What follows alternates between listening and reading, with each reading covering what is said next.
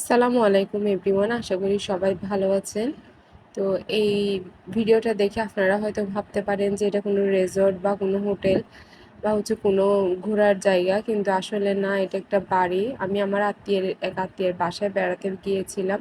তো তাদের বাড়িটা হচ্ছে এতটা সুন্দর যে খুব সুন্দর করে বাড়িটা বাঁধা হয়েছে, চারপাশে বাগান এবং হচ্ছে বাচ্চাদের খেলার জন্য প্লেগ্রাউন্ড করা হয়েছে, খুবই সুন্দর করে বাড়িটা বাঁধা হয়েছে।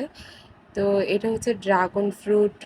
তো দেখলাম একটা ড্রাগন ফ্রুট খুব সুন্দরভাবে উঠেছে, তো ভাবলাম ভিডিও করে নিই। তো এটা হচ্ছে ব্যাংক, এখানে দেখতে পারলাম যখন বাগানটা ভিজিট করতেছিলাম, দেখলাম একটা ব্যাংক। তো আমি আসলে এই ব্যাংকটা প্রথম দেখেছি, জানি না এমন কে আমার সাথে আজকে প্রথম ব্যাংক দেখেছেন, অবশ্যই কমেন্ট করবেন।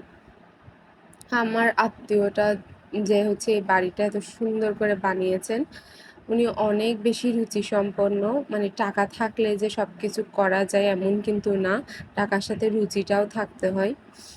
তো খুব বেশি রুচি সম্পন্ন না হলে এমন সুন্দর করে সব মানে একটা বাড়ি করা, বাগান করা এবং চারপাশটা খুব সুন্দর করে ডিজাইন করা আসলে কখনোই সম্ভব না। তো এটা, এই আমটার নাম কি আসলে জানি না। আমগুলা অনেক বড় বড় হয় এবং খেতেও খুব মিষ্টি হয়।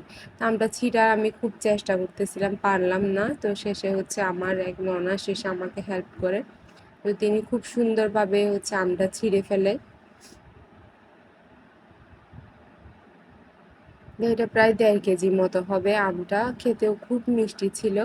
আমটা পেয়ে তো আমি খুব খুশি, এটা আমি এক হাতে এটা বহন করতে আমার খুব কষ্ট হচ্ছিল।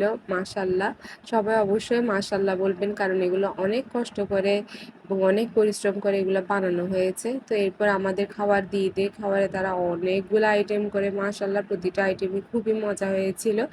তো আমি যদি ভেবেছিলাম যে এগুলো আপনাদেরকে ডিটেলসে দেখাবো, আসলে কিন্তু সম্ভব হয় না, যেহেতু ঘুরতে গিয়েছি। আমি ভিডিও করা থেকেও পরিবেশটা উপভোগ করাটা খুব বেশি গুরুত্বপূর্ণ মনে করি।